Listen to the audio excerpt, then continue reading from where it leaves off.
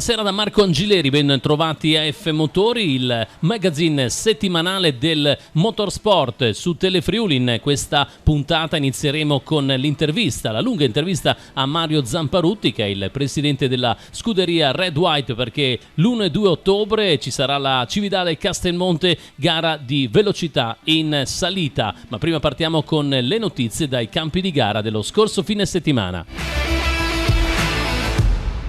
Una notizia delle due ruote in fuoristrada e precisamente dal campionato italiano Motorelli Raid TT, dove il friulano Filippo Tullio ha conquistato il titolo tricolore bissando il successo della passata stagione nella classe C300.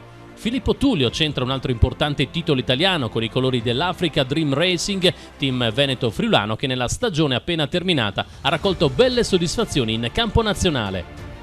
Parliamo di trofeo delle regioni di mini enduro, settimo posto per il Friuli Venezia Giulia. La squadra composta da De Monte, Marconato, Marello chiude nella top 10. A livello individuale, terza piazza per Marconato e seconda fra le ragazze per Faganel.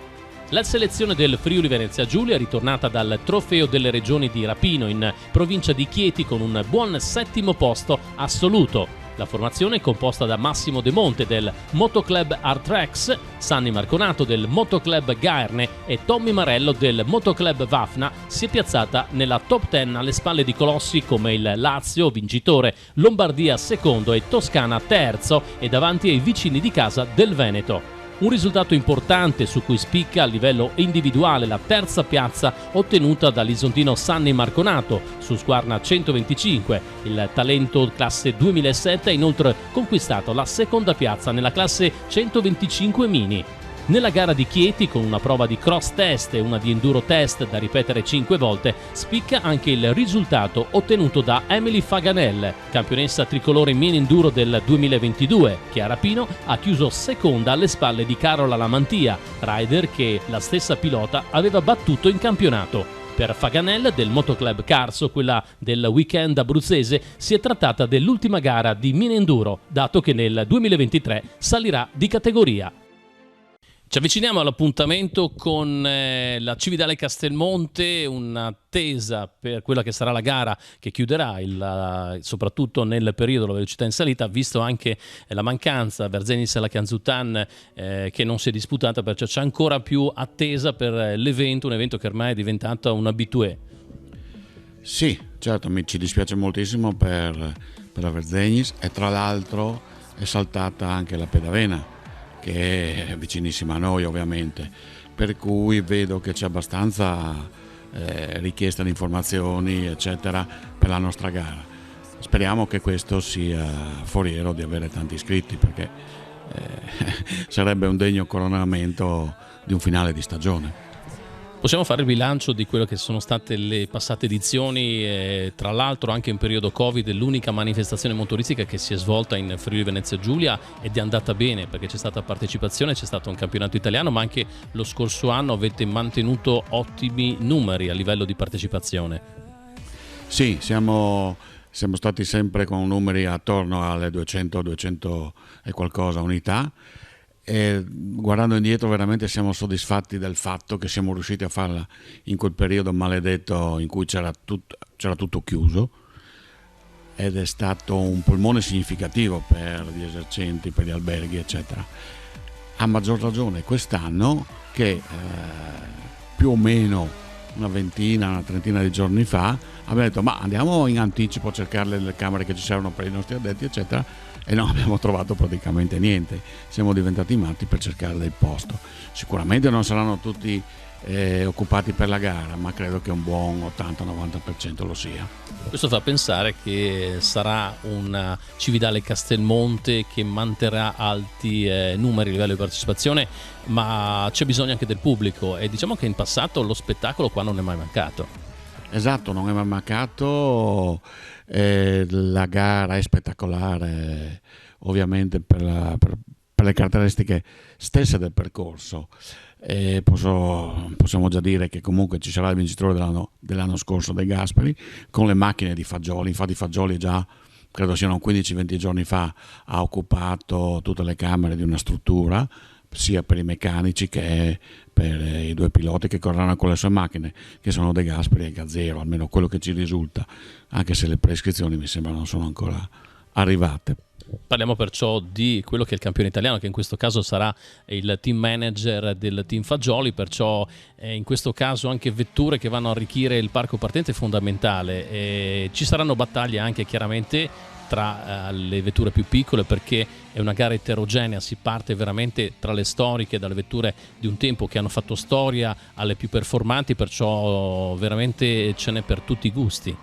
Sì, c'è una novità tra le storiche, che siamo validi per un trofeo di zona che chiamiamolo sperimentale, ma finalmente la federazione ha capito che le storiche non possono correre proprio da sole, perché altrimenti facciamo un campionato toscano, perché in effetti le gare per le storiche sono con numerosi partecipanti, sono solo in quella zona, e quando hanno deciso che non potevano esserci gare di campionato concomitanti al seguito e assieme a quelle di italiano, veramente si è tutto spostato in una certa zona.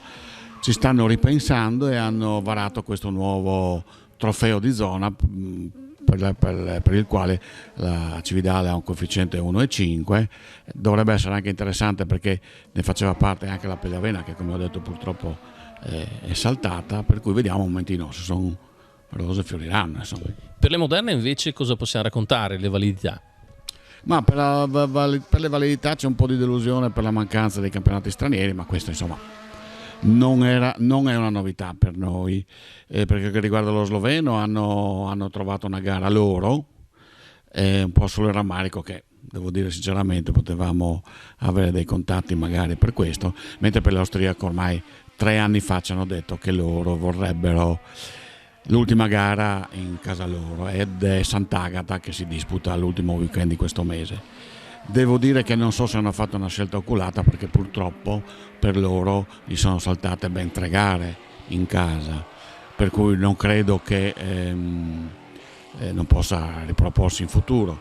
Poi abbiamo visto al Nevegal che la partecipazione in quel caso è stata molto scarsa, mentre sto vedendo adesso che stanno arrivando iscrizioni dall'Austria, per cui probabilmente si è un po' scollegato il loro campionato un po' da quel che è il contesto generale, e vanno dove le gare sono piacevoli probabilmente. Mi ha anticipato infatti la domanda, la presenza degli austriaci ci sarà comunque, ma soprattutto loro hanno un modo di presentare delle vetture più che particolare, sia sotto l'aspetto delle performance, e poi c'è anche tifo che arriva dal Tralpe molto numeroso, sono un po' gli italiani di turno. Sì, infatti per esempio Cristina Taus ci ha telefonato per chiederci dove c'era il parco eccetera, per cui probabilmente sono macchine, quei mostri tipo gli Escort, tipo vetture al Gabat style che hanno 500-600 km, cavalli di potenza, perciò molto performanti. Esatto, per cui confido insomma che ci siano, ecco, cioè sicuramente potremmo avere delle defezioni per quel che riguarda i numeri, insomma. Gli addetti diranno finiamo prima, è meglio, insomma. No, comunque insomma spero che comunque i numeri siano comunque allineati a quelli delle passate edizioni, insomma, perché non vedo pregiudiziali per questo, insomma. L'economia del territorio passa anche per una gara automobilistica come la vostra, perché riempire gli alberghi, i ristoranti crea un'economia, un indotto molto importante. Certo, anche tutte le strutture, tutto quello che facciamo noi direttamente come organizzazione diventa importante, e vorremmo che anche gli enti potessero capire questo. Infatti siamo un po' delusi dagli interventi del turismo, per esempio, insomma, che tolgo un piccolo sassolino, i contributi sono bassissimi, a livello veramente di quasi nulla, ecco, mentre lo sport devo dire che ci sostiene in maniera adeguata. Poi c'è il discorso del percorso che andrebbe un po' rivisto, però di anno in anno stiamo insistendo e sembra che ci stiamo avviando verso effettivamente una manutenzione profonda di quello che è il percorso. Sì, per quello che dicevo, le strutture io vedo che è sempre tutto occupato, perché noi telefoniamo, abbiamo fatto molte telefonate tutte occupate. Qui intorno a noi nostra sede qui ci sono 3 agriturismi che credo alla fine facciano più di 150 posti letto, se non di più, e non c'è un posto, per esempio. Tornando invece a quello che è il tracciato di gara, è un tracciato che, nonostante sia tipico per quanto riguarda la velocità in salita, piace per la sua particolarità anche chi è abituato forse a tracciati più classici. Dipende perché parlando con i nostri piloti anche negli anni passati, quando andavano per esempio in altre gare, dicevano: ma perché non vieni a Cividale? Perché Cividale è troppo difficile. Però fate i numeri.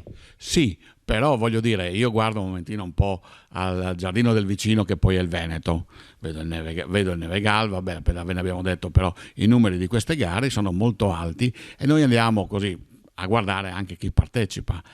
E molti che potrebbero venire tranquillamente qui perché le distanze sono poche, non vengono, e tanti di questi hanno risposto, ripeto, ai nostri piloti che ce la raccontavano, e Cividale è troppo difficile, ecco. Però è bello, insomma, il difficile di solito è bello, no? Dicono. Siete però anche come scuderia Red White impegnati anche durante l'anno ad assistere anche i piloti che sono assieme a voi in scuderia, e quest'anno ce n'erano parecchi, mi sembra. Sì, più o meno noi guardiamo gli effettivi, quelli che corrono, abbiamo più di 20 e qualcosa, insomma, ecco, che seguiamo un po' per tutto quello che riguarda le iscrizioni. E devo dire che finalmente se n'è andato il Covid, perché c'era tutta la compilazione di una massa di carte. L'anno scorso ricordo che, non mi ricordo se per Piancavallo o il Carnia o per il nostro pilota, abbiamo mandato via 50 pagine, fogli di allegati, tanto per dire, li seguiamo con le iscrizioni, poi li seguiamo ovviamente, vediamo i risultati che fanno e li iscriviamo tutti al campionato Friuli Venezia Giulia, e poi teniamo conto dei punteggi, eccetera. Insomma, l'Alpi Orientali e Rally Friuli Venezia Giulia non è andata molto bene, abbiamo collezionato un po' troppi ritiri. Comunque diciamo che, insomma, anche dal punto di vista dei nostri piloti, insomma, sta andando bene. Tanti volontari per mandare avanti una gara così importante come la vostra, perché c'è la sicurezza, c'è la gestione del traffico, c'è il coordinamento un po' generale, c'è bisogno perciò di tante persone per dare una mano. Sì, purtroppo sono sempre troppo pochi, ovviamente, però devo ringraziare veramente quelli che ci danno una mano volontariamente. Se tu vieni qua la domenica troverai a pranzo sempre 15-16 persone, perché vanno sul percorso. Adesso abbiamo allestito per quel che riguarda le gomme, la settimana scorsa, weekend scorso, abbiamo fatto un po' di pulizia, stiamo facendo una struttura per la partenza, e l'ultimo weekend sarà quello della posa delle balle di segatura, che l'altro giorno qua i miei ragazzi li hanno contati e mi hanno detto siamo a 380. Io: voi siete matti, dove mettete tutta quella roba? Insomma, cioè, in effetti c'è, però negli anni è andata avanti, eccetera eccetera, siamo 380 e qualcosa, e adesso abbiamo telefonato per comprarne 40 di scorta. Rotoballe, siamo a circa un'ottantina di rotoballe per la protezione del percorso, che devo dire poi alla fine non si fa mai abbastanza, insomma, ecco. Le tue sensazioni a livello di numeri quali sono? Positive? Tu non ti sbilanci mai come in passato nelle interviste, però spesso sei stato premiato più di quello che immaginavi. Sì, spero di esserlo anche quest'anno, perché io sono sempre pessimista, no? Un po' il discorso delle mancanze di quelle 2 varietà estere, che alla fine poi economicamente magari non sono così significative, però comunque portano dei numeri, ecco. Io sono sempre pessimista, non mi sbilancio mai, ecco, devo dire. Sto diventando leggermente ottimista, visto che anche oggi mi hanno chiamato, eccetera. Che poi, tra l'altro, mi ha chiamato un pilota che viene a correre e mi ha detto: ma io ho l'iscrizione gratis, perché AC Sport si inventa anche queste cose di offrire l'iscrizione gratis a dei vincitori, e chiaramente magari neanche ci avverte ancora un po'. Comunque va bene tutto, dai. Un consiglio per il pubblico che solitamente non è mai mancato: è chiaro, lo scorso anno c'erano sempre condizionamenti, quest'anno si azzera. Sì, 2 raccomandazioni, una per il pubblico. Noi abbiamo degli spazi specifici, e da fuori di lì non si deve andare, perché purtroppo io sono uno che da molti anni segue questa gara, purtroppo, perché vuol dire che l'età sale e le performance delle macchine sono sempre più alte.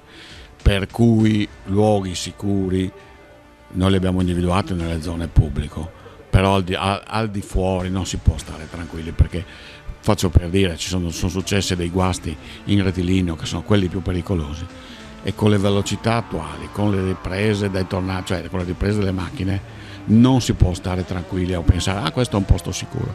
Abbiamo visto troppi incidenti gravi anche, questo è un posto sicuro.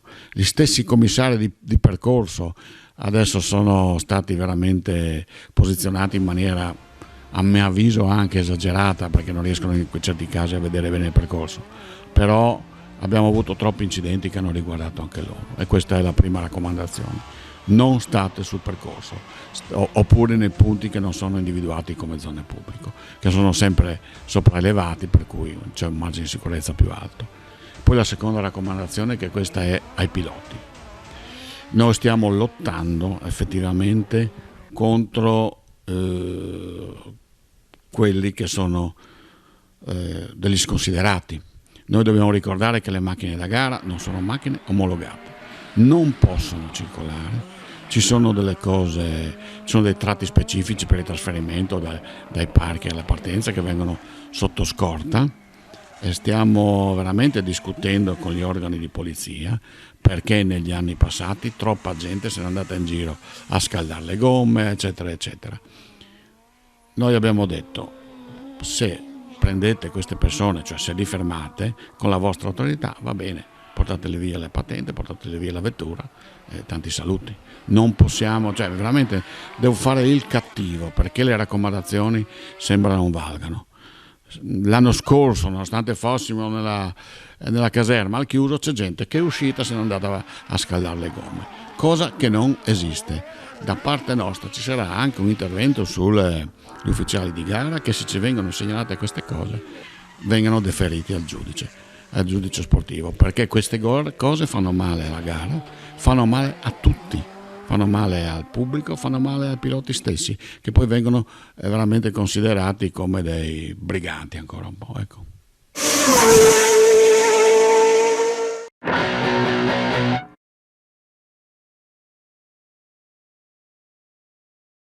Nel 2013 la Italjet, produttrice di questo motorino, ha voluto fare l'anniversario della nascita della Italjet, 50 anni. Ci siamo messi in contatto e ci hanno invitato a questo raduno a Forlì. Siamo partiti in 10 con l'Italjet, li abbiamo messi in mezzo ad altri Italjet, perciò tutta la produzione Italjet era una roba incredibile, fantastico vedere tutta la produzione dagli anni 60 in poi, che inizialmente si chiamava Ital-MZ, poi è diventata Italjet. Vi racconto una storiella un po' particolare su questo modello. Mentre era lì mi sono accorto che questo motorino qua è diverso da tutti gli Italjet Mustang che ho visto in giro. Per quali caratteristiche? Per i mozzi, che sono autolubrificanti, questi cerchioni in lega leggera col profilo da corsa, la cinghia che tiene fermo il serbatoio, che in origine è in gomma, mentre questo qui in alluminio, tappo che si apre velocemente, ma altri particolari, le molle delle forcelle a vista, il tubo di scarico con la molla che serve per il raffreddamento, piccoli particolari anche del motore che c'erano che non mi tornavano. A un certo punto trovo l'occasione di avere lì Tartarini, il proprietario dell'Italjet, e gli dico: signor Leopoldo Tartarini, mi dica, questo Italjet, che io non ho mai visto nessun Italjet come questo in giro, ed è con questi particolari che non li ritrovo in nessun altro modello. Lui guarda: ah sì, strano, ma non le so dire adesso, però le chiamo l'ingegnere di produzione, il signor Neri. Lo chiamo al telefono: Neri, venga, pensa un po', dopo 50 anni che lavoriamo insieme, ancora da lei. Neri, venga che voglio chiedere una cosa. Arriva questo Neri, un signore distinto col cappello, e fa: prova ad ascoltare questo signore qui su questo Italjet. E gli faccio notare questi particolari, e a un certo punto lui rimane pensieroso per un momento e fa: sì, adesso mi ricordo. Si ricorda, signor Tartarini, quando lei è venuto un giorno in produzione e mi ha detto: Neri, dobbiamo consegnare 4 ciclomotori a Torino, devono partire lunedì. Come mai non sono pronti? Signor Tartarini, non abbiamo le gomme, non abbiamo i motori. Neri, non mi frega, lunedì i motorini devono partire, si inventi quello che vuole. Cosa ho fatto? Mi fa Neri. Sono andato al reparto corse, ho preso 2 ruote dei motorini da competizione con i mozzi fusi in terra della Fontana, li ho montati su, ho preso il motore del 60 competizione che andava nei motorini da corsa con pistoni speciali, alberomotore, trasmissione primaria a denti dritti che l'avevano fabbricata solo per noi, non so, tanto per dire la cinghia che trattiene il serbatoio in alluminio, perché nelle gare non potevi avere quella in gomma originale perché in caso di caduta il serbatoio se ne sarebbe andato, perciò sicurezza, ma anche le molle, anche lo scarico, insomma questo qui è uno di quei 4 motorini prototipi che sono andati a Torino, difatti io l'ho trovato da un signore di Torino. Cavolo, ho detto, pezzo unico, chissà quanti saranno rimasti, perciò questo è un gioiello, affezionatissimo, e in quell'occasione ho chiesto al signor Leopoldo Tartarini se poteva firmarmi e mettere il suo autografo, e qui me l'ha firmato sul parafango. Per me questa qui è un'opera d'arte e mi ha accompagnato in tanti raduni ed è diventato famoso perché è un Italjet esclusivo.